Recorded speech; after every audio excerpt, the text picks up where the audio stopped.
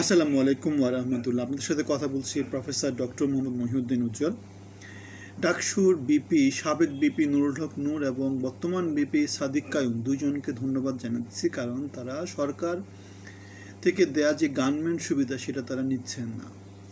তারা জনগণের কাতারে নিজেদেরকে সামিল করেছেন।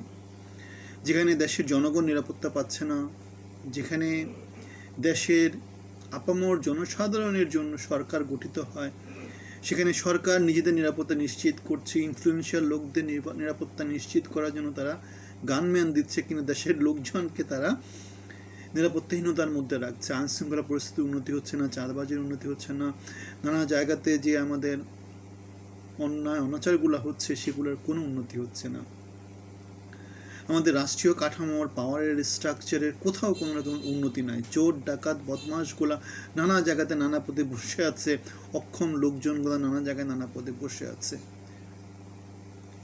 তারা নিজেদের কাজ করতে পারছে না, অফিসে যায়, সকালে যায়, বিকালে আসে, এইভাবেই তারা চালাচ্ছে দেশটাকে। গত 17 মাসে তারা কি পরিবর্তন এনেছে? সংস্কার করে করে 17 মাস কাটিয়ে দিল। কি সংস্কার করেছে? এখন গানম্যান দিতে হয়।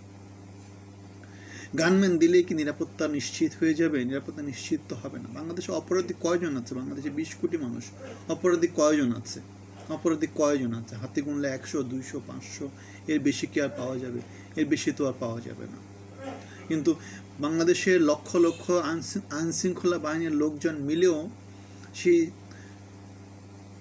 অন্যায়কারী, সে খুনি, রাহাজানি যারা যারা আছে আর কি, যারা দেশে অস্থিতিশীল পরিস্থিতি সৃষ্টি করে, তাদেরকে গ্রেপ্তার করতে পারছে না, আইনের আওতায় আনতে পারছে না, দেশবাসীকে শান্তিতে রাখতে পারছে না, আইনের নিরাপত্তা দিতে পারছে না। এটা কি দেশবাসীর ব্যর্থতা, নাকি আইন প্রয়োগকারী লোকজনের ব্যর্থতা, নাকি সরকারের ব্যর্থতা? এটা সবারই ব্যর্থতা। সরকার ব্যর্থ, কারণ সরকার জনগণকে নিরাপত্তা দেওয়ার কথা বলে তারা সরকারে গিয়েছে। আইনশৃঙ্খলা বাহিনীর কাজই হচ্ছে আইনশৃঙ্খলা রক্ষা করা, তারা সেটা করতে পারেনি। জনগণ যোগ্য লোকদেরকে, ভালো লোকদেরকে খুঁজে খুঁজে বের করে জায়গা মতো বসাতে পারেনি, দিতে পারেনি। তারা দিয়েছে অক্ষম 80 বছর 90 বছরের লোকজনগুলোকে তারা সরকারে বসিয়েছে, অথবা তারা বসে গেছে, যে কোনোভাবেই হোক বসে গেছে। এখন দেশের এই যে সংস্কৃতি, এই সংস্কৃতি থেকে দেশ কি বের হয়ে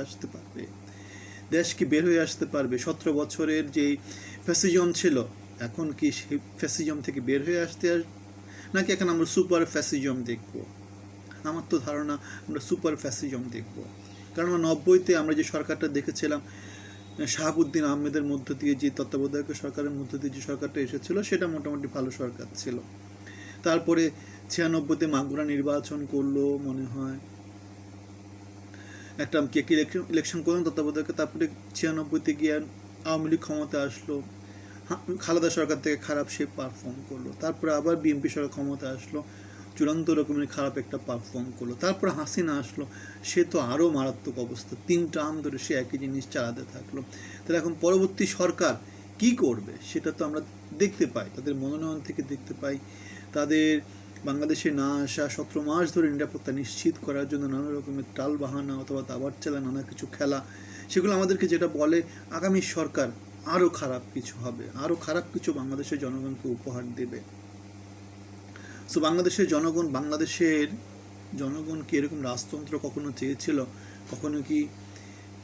কিন্তু বাংলাদেশের লোকজন সেই রাজতন্ত্রে বারবার পাচ্ছে। এখন রাজতন্ত্র থেকে বেরিয়ে আসার জন্য জনগণের যোগ্য মনোনীত নির্বাচিত জনপ্রতিনিধি সংসদে যেতে হবে, তাদের মধ্য থেকে মন্ত্রী এমপি হতে হবে। অন্য কোনো কিছু হলে কোনো উপায় নাই।